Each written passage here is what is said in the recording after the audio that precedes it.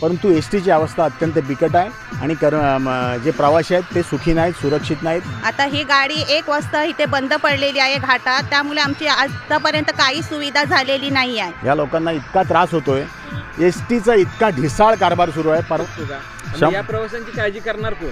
100% हे S T महामंडळ इतकं नुसत्या फक्त घोषणा करायच्या आणि काहीही नाही. आता लाडकी बहीण म्हणून या सगळ्या प्रवासाला अर्धा प्रवास केला, म्हणजे अर्धी तिकीट तुम्हाला केली. आता ती सुविधा तुम्ही न मिळाल्यामुळे तुम्हाला आज इथं तुम्हाला सगळा खूप त्रास सहन करावा लागतो आम्हाला. सांगली ड्रायव्हर कुठे गेले? सर ड्रायव्हर कुठे गेले? हां, एस टीचा ढिसाळ कारभार. कुंभार्ली घाटात खटारा बस बंद, 43 प्रवाशांचा जीव धोक्यात. सविस्तर बातमी पहा. प्रवाशांच्या सेवेसाठी हे ब्रीदवाक्य मिरवणाऱ्या एस टी महामंडळाचा ढिसाळ कारभार पुन्हा एकदा समोर आलाय. दापोलीवरून मिरजला जाणारी एस टी बस ऐन कुंभार्ली घाटामध्ये बंद पडली. तब्बल 2 ते 3 तास ही खटारा बस घाटात अडकल्यामुळे प्रवाशाचे प्रचंड हाल झाले आहेत. यात कोणी उपचारासाठी तर कोणी शिक्षणासाठी निघाले होते. मात्र महामंडळाच्या बेजबाबदारपणामुळे सर्वांचे मोठे नुकसान झाले आहे. याबाबत प्रवाशांनी मात्र मोठा संताप व्यक्त केला आहे. मॅडम, तुम्ही कुठून आला आणि कुठे जाणार होता? आम्ही चिपळूणवरनं आलेलो आहोत, पण आम्ही मिरजमध्ये जाणार आहोत. आता आमचं संध्याकाळचं 7चं हॉस्पिटलचं अपॉइंटमेंट होतं. आता ही गाडी 1 वाजता इथे बंद पडलेली आहे घाटात, त्यामुळे आमची आतापर्यंत काही सुविधा झालेली नाही आहे. आमची लहान लहान मुलं, जेवण तर बाजूला, आमची लहान लहान मुलं पाण्याशिवाय पण तडफडत आहेत. पण हे कंडक्टर 2-3 वेळा मी ह्यांना विचारलेलं की आमच्यासाठी तुम्ही काय सुविधा करताय, ते काय मी पण आहे ना तुमच्यासोबत, ह्याच्या पुढे मी काय करू शकत नाही. गाड्या येतील त्या गाड्या थांबवून आम्ही तुम्हाला पाठवू. आता तुमची अपॉइंटमेंट चुकली, मग आता काय? आता आमची अपॉइंटमेंट पण चुकलेली आहे. आता आमचा दिवस पण पूर्ण गेलेला आहे. आता आमचं 2 दिवसाचं रूमाचं भाडं पण आमचं असं जाणार आहे.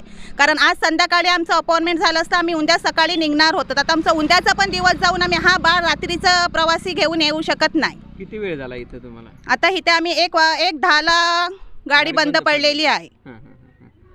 काय सांगाल सर की कशा पद्धतीनं या ठिकाणी नुकसान होते आणि सर्व इथले जे हे प्रवासी आहेत त्या प्रवाशांबद्दल काय बोलाल तुम्ही? या ठिकाणी नुकताच मी एक अर्धा पाऊण तासापूर्वी आलो. मी कोयनेकडे गेलो होतो आणि बरेच थोडेसे हे आलोरचे वगैरे सगळे शिरगावचे आहेत, काही ओळखीचे वाटले. पण या ठिकाणी गाडी बंद पडली होती म्हणून मी थांबलो आणि त्यानंतर कंडक्टरनं विचारलं काय परिस्थिती आहे, तर ड्रायव्हर गेले तिकडे इन्फॉर्मेशन द्यायला. परंतु ज्यावेळेला मी डेपो मॅनेजरना फोन केला त्यावेळेला त्यांना कोणतीही इन्फॉर्मेशन नव्हती आणि ज्यावेळेला माझा फोन गेला त्यावेळेला त्यांनी ती इन्फॉर्मेशन मिळाली आणि मी त्यांना ताबडतोब गाडी मॅनेज करायला सांगितली. मला वाटतं आपले कंडक्टरशी ते बोलले आणि किती प्रवासी आहेत असं त्यांनी सांगितलं. त्यावेळेला 43 प्रवासी, बरोबर आहे ना? या गाडीत 43 प्रवाशांमध्ये जवळजवळ गाडी फुल आहे. आणि असं असताना ज्या ठिकाणी ही गाडी बंद पडली आहे त्या ठिकाणी पाणी नाही, जेवण नाही, नाश्ता नाही, काय नाही, अशी परिस्थिती. लहान लहान मुलं पाण्यावाचून हे करत आहेत. पाण्याची व्यवस्था करायचा प्रयत्न करतो पण पाणी इथून किमान 10-12 किलोमीटरवर आहे. आता डेपो मॅनेजर चव्हाणशी मी बोललो आहे आणि त्यांनी गाडी मॅनेज केली आणि गाडी निघाली आहे. साधारणपणे ती गाडी यायला पण इथून 1.5 तास लागेल. म्हणजे या सर्व लोकांचा 1.5 आणि 3 तासाचा प्रवास फुकट गेला आहे. काही लोकांची अपॉइंटमेंट आहे, काही लोकांना इच्छित स्थळी जायचं आहे आणि अशा स्थितीत या लोकांना इतका त्रास होतो आहे. एस टीचा इतका ढिसाळ कारभार सुरू आहे. परवा खेडकडून नांदेडकडे जाणारी गाडी इथे पोफळी घाटात बंद पडली आणि ती 12:30 वाजेपर्यंत त्यांना मदत मिळाली नाही, अशी परिस्थिती आहे. इतकं सर, आता तुम्ही एस टीची अवस्था बघितली तर खूप बिकट अवस्था येते. कधी एस टी बंद पडू शकतात, जुन्या एस टी आहेत. मग ज्या प्रवाशांच्या जीवावर महामंडळ चालतं त्या प्रवाशांना अशा सुसज्ज अशा बस का देत नाही? कारण हा मोठा एस टी, कुठल्या एस टी, कुठली? दापोली मिरज, म्हणजे मोठा प्रवास आहे. त्या प्रवासासाठी एक चांगली बस सुविधा करणं गरजेची होती. मात्र या अशा बस सोडल्यानंतर तुम्ही जर त्या बसच्या टायरची मागची जर अवस्था बघितली, गोटा रिमोटचे टायर टायर आहे, आहे, गोटा टायर आहे, गोटा जर टायर. या घाटामध्ये असे टायर जर पंक्चर झाले तर खरोखर प्रवाशांच्या जीवाला धोका होऊ शकतो का? आणि या प्रवाशांची काळजी करणार कोण?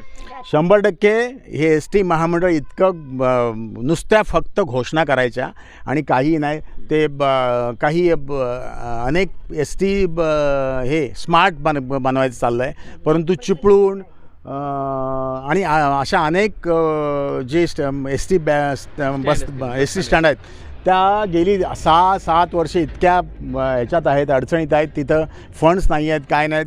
अनेक वेळा 7-8-10 कॉन्ट्रॅक्टर बदलले पण ते सारखं चालू आहे. परंतु STची अवस्था अत्यंत बिकट आहे आणि जे प्रवासी आहेत ते सुखी नाहीत, सुरक्षित नाहीत. म्हणजे बस स्थानक स्मार्ट बनवायचे चाललेत पण प्रवास स्मार्ट होणार आहे का? प्रवास स्मार्ट होणार नाही, कारण ह्या घाटामध्ये आणि अनेक ठिकाणी अनेक वेळेला आपण ऐकतोय की या STच्या गाड्या बंद पडत आहेत, त्यांचे पार्ट तुटत आहेत, कोणत्याही प्रकारचं नियोजन नाही, प्लॅनिंग नाही. प्रवाशांच्या जीवाला ह्याच्यामुळे धोका 100% धोका आहे. अवस्था बघितल्यावर धोका आहेच, परंतु प्रवाशांचा वेळही महत्त्वाचा आहे. त्यांना इच्छित स्थळी योग्य वेळी जाणं आवश्यक आहे, पण त्याची काळजी ST महामंडळ घेताना दिसत नाही. अत्यंत गलथान कारभार या ठिकाणी ST महामंडळात सुरू आहे. पण आता तुम्ही कुठून कुठे जात होता? ह्याच गाडीत मी करायला निघालोय. करायला निघाला होता. काय बसची अवस्था आहे? म्हणजे काय बस कालच्या गाडीचा आता तुमचं हे वय झालंय, वय तर नाही, मी आज नाही. सर ऐका बरोबर माझं, आहे. पहिलं मग बोला तुम्ही. तुमचं हे वय झालंय, ह्या बस मधून तुमचा प्रवास सुखाचा होतोय का? एवढी आतापर्यंत सांगतो, आता तर सुखाचं होतं, दिसायला फक्त चकचकीत म्हणून आम्ही बसतोय. काय आहे, दिसायला स्वच्छ दिसतात म्हणून परिवेशाच्या सीट नाही, चांगल्या सीट आहेत एवढंच बसतोय. पण आता करणार काय? आता मी जाऊन करायला परत आलो नाही जाणार, कसं जाणार आणि कसं येणार मला सांगा. सकाळी 10 वाजल्यापासून ST जाई नाही. तुमचा ST कर्मचाऱ्याने दुसरी सुविधा केलेली नाही. कसली व्यवस्था करणार? फक्त आता 3-4 आम्हाला तास झाले उलटून काय गेले, नाही, काय तुमची देणार, सुविधा काही काय केली नाही. आता हे लब्धे भेटले म्हणून आम्ही आता काय करणार? आता काय करणार आहे तुम्ही? आता ह्या गाड्या मिळेल त्या गाडीने जाणार, 1 तासापर्यंत काम करायचं आणि संध्याकाळी 8 वाजता गाडी बसून येतं. लब्धे आले सेट. काय सांगाल मॅडम, कुठून निघालेला तुम्ही? चिपळूणवरून सांगलीला निघालो आहे. 1 वाजता इथे गाडी थांबलेली आहे. जसं आता आम्हाला आलोरचे जे दादा जे भेटले भरत लब्धे, यांचे पहिले मी आभार मानते की ते इथे थांबून त्यांनी विचारणा केली आणि असे एक टेम्पोवाले होते, ह्या दादांच्या ओळखीचे होते, त्यांनी आमची विचारणा केली. अजूनपर्यंत इथं कुठल्याही गाड्या थांबलेल्या नाही आहेत किंवा विचारणा केली नाही आहे. लब्धे दादांनी डेपोमध्ये फोन केला मॅनेजरला. माझं विचारणं एवढंच आहे की त्या वेळेपासून इथे गाडी यायला किती वेळ लागेल? जर 43 प्रवासी असतील तर गाडी कुठेही न थांबता इथे 1 तासामध्ये आली पाहिजे. माझं एवढंच म्हणणं आहे. मॅडम, आता लाडकी बहीण म्हणून ह्या सगळ्या प्रवासाला अर्धा प्रवास केला, म्हणजे अर्धी तिकीट तुम्हाला केली.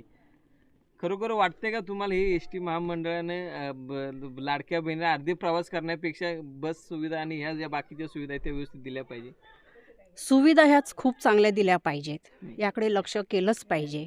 आणि दुसरी गोष्ट म्हणजे लाडकी बहीण म्हणण्यापेक्षा सर्वांना सुविधा चांगल्या मिळाल्या पाहिजेत. आता ती सुविधा तुम्ही न मिळाल्यामुळे तुम्हाला आज इथं तुम्हाला सगळा खूप त्रास सहन करावा लागतोय. आम्हाला सांगलीमध्ये पोचायचं आहे. आमच्याबरोबर जे बाकीचे प्रवासी आहेत लांबचे, त्यांनाही लांब ठिकाणी यायचे, कुणाचे अपॉइंटमेंट आहेत, कुणाला पाणी खाण्याची पण इथे व्यवस्था नाही आहे. तर त्यासाठी इथले सगळ्या सुविधा हव्या होत्या. सर काय सांगाल की ड्रायव्हर कुठे गेले? सर ड्रायव्हर कुठे गेले? ड्रायव्हर चिपळूण डेपोला गेले. किती वेळ झाला सगळा प्रवासामध्ये? सगळे 2 तास झाले. काय कारण काय होते त्याचं? खोबा तुटला आहे. म्हणजे बसचा खोबा तुटला, ते सांगायला गेले. ते म्हणले गाडी मी येताना घेऊन येतो म्हणून सांगितलं. मग एवढा वेळ या प्रवाशांना त्रास होते, त्यासाठी आपण काय केले? मी दिलगिरी व्यक्त करतो. ओके. 43 प्रवाशांचा जीव मुठीत धरून चाललेली ही ST बस प्रवाशांना सुरक्षित प्रवास कधी देणार? एखादा मोठा अनर्थ घडायची डेपो अधिकारी वाट पाहत आहेत का, असा संतप्त सवाल आता उपस्थित केला जात आहे.